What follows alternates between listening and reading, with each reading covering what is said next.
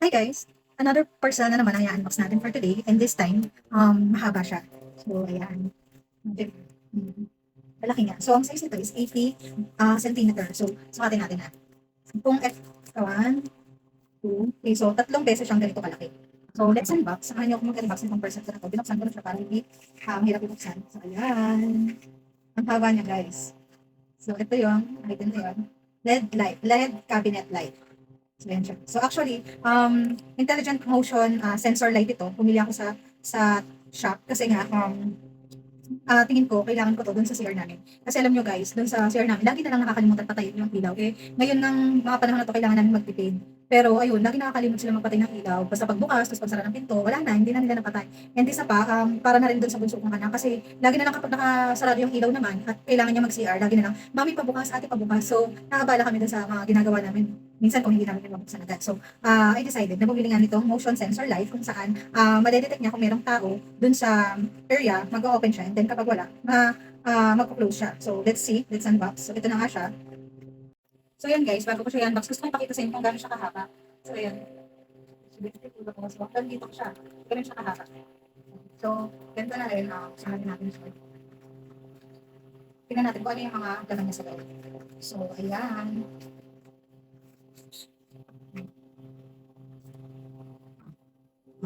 So, meron siyang USB cable. Tapos, ganito siya. Ultra thin nga din daw to guys. So, ang nipis niya. So, ayan yung size niya. Then, may provided na din na double-sided tape. So, itong double-sided tape na to, pwede siyang, dito, adjustable siya. So, kung saan mo siya pwedeng itikit. Kasi may pang-sliding sila na lagayan.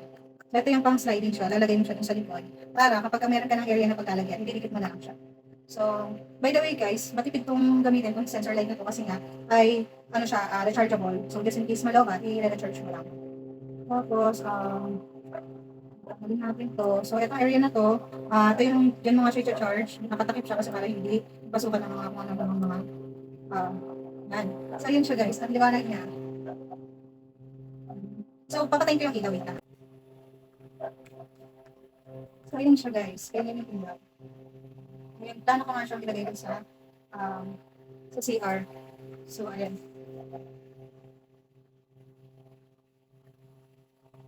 So yun guys, napansin nyo nagbabago-bago yung lightning niya kasi merong white, merong dim light, parang kagaya lang din ng mga light ko dito na before. Pero ito, sensor na siya.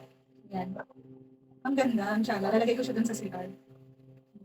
Itong part kasi na to guys, itong bilog na to, ito kasi yung magde-detect yung sensor niya kung may tao or wala dun sa area. So mamaya, lalagay natin dun sa CR, then try natin kung masasensor. Ayan guys, kung mapapansin nyo, bukas na naman yung ilaw sa CR pero wala naman tao.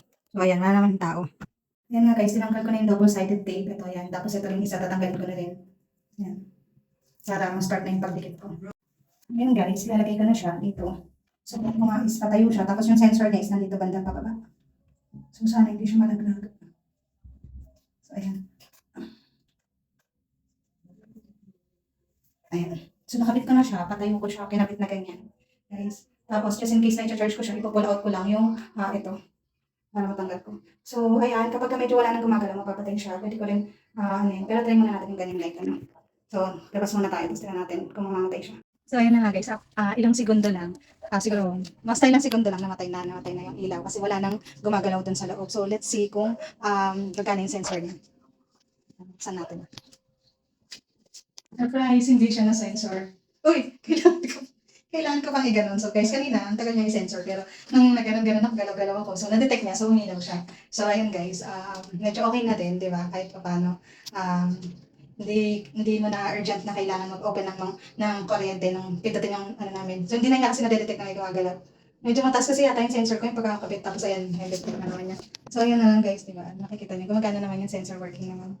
So, ayun guys, kung bet nyo rin, siguro proper placement din ng paglagay niyan. Pero usually kasi nilalagay talaga yan sa mga cabinets or dun sa mga kitchen yung sa ilalim. Pero ako kasi gusto ko siyang ilagay dito nga sa CR. Kasi nga para magamit na rin as ilaw, emergency light, kasi in case na hindi mo agad mapindot yung ito, yan yung ano namin kasi nga hindi ko pa yun naaayos. So, bibigyan ko pa siya ng, papaayos ko pa yung sasawa ko. So, ayan lang guys. Oh, ano nangyari? Bumukas. Masa ka lang biglang bumukas. Bilang ko kasi. Oh. Bakit bukas? Matot ka eh. Oh.